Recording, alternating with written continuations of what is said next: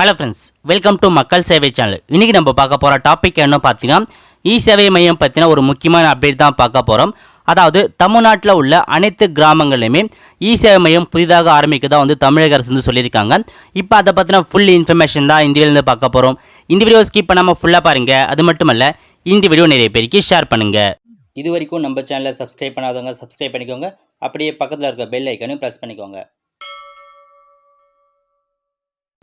Okay, தமிழ்நாட்டின் அனைத்து கிராமங்களிலும் தமிழ்நாடு மின் ஆளுமை முகமை இயக்கம் சார்பில் இ சேவை மையங்கள் அமைக்கப்படும் என தெரிவிக்கப்பட்டுள்ளது.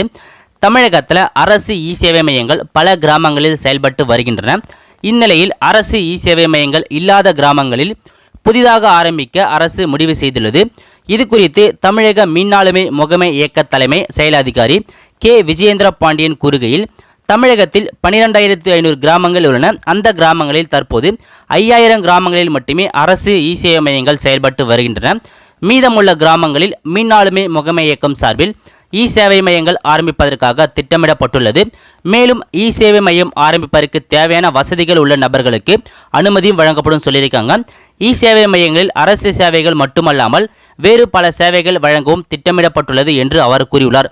ஓகே, தமிழகத்தில் மொத்தம் 12,500 கிராமங்கள் இருக்குது. இந்த 12,500 கிராமங்களில் தற்போது 5,000 கிராமங்களில் மட்டும்தான் இந்த இ சேவை மையம் செயல்பட்டு வருது. மீதமுள்ள 7,000 கிராமங்களுக்கு இ சேவை மையம் செயல்படுத்த அப்ரூவல் கொடுக்க போகிற மாதிரி தமிழக அரசு சொல்லியிருக்காங்க. ஸோ தகுதியான நபர்களுக்கு இ சேவை மையக்கான அப்ரூவல் கிடைக்கணும் சொல்லியிருக்காங்க. ஓகே, ஸோ இப்போ பார்த்தீங்கன்னா ஜஸ்ட் ஒரு அனௌன்ஸ்மெண்ட் மட்டும் தான் கொடுத்துருக்காங்க. இன்னும் இதை பற்றின ஃபுல் டீட்டெயில் வரல. ஸோ இதை பற்றின ஃபுல் டீட்டெயில்ஸ் வந்துச்சுன்னா கண்டிப்பாக நான் உங்களுக்கு அப்டேட் பண்ணுறேன். ஓகேங்களா? ஓகே, ஸோ இப்போ பார்த்தீங்கன்னா இ சேவை மையம் ஆல்ரெடி ஒரு கிராமங்களில் இருக்குன்னா அந்த கிராமங்களில் உங்களால் இ சேவை மையம் வைக்க முடியாது. ஸோ இ சேவை மையம் இல்லாத கிராமங்களில் போயிட்டு உங்களுக்கான இ சேவை மையத்தை நீங்கள் துவங்கிக்கலாம்.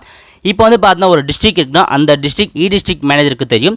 ஸோ எந்தெந்த இடத்துல இப்போதைக்கு இ சேவை மையம் இருக்குது, எந்தெந்த கிராமங்களில் இ சேவை மையம் இல்லை அப்படின்ற கால்குலேட்டர் அவங்க தான் பார்த்தா எடுப்பாங்க.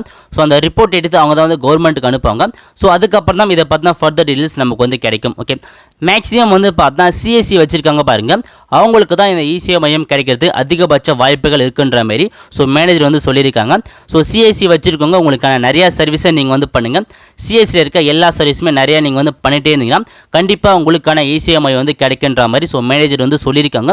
ஸோ முடிஞ்ச அளவுக்கு சிஎஸ்சி வச்சுருக்கவங்க உங்களுக்கான எல்லா சர்வீஸுமே பண்ணுங்கள்.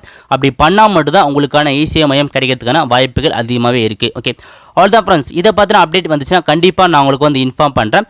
இந்த வீடியோ உங்களுக்கு பிடிச்சிருந்தா லைக் பண்ணுங்கள். அது மட்டுமல்ல, இந்த வீடியோ நிறைய பேருக்கு ஷேர் பண்ணுங்கள். அடுத்த ஒரு நல்ல வீடியோவில் சந்திப்போம். நன்றி, வணக்கம்.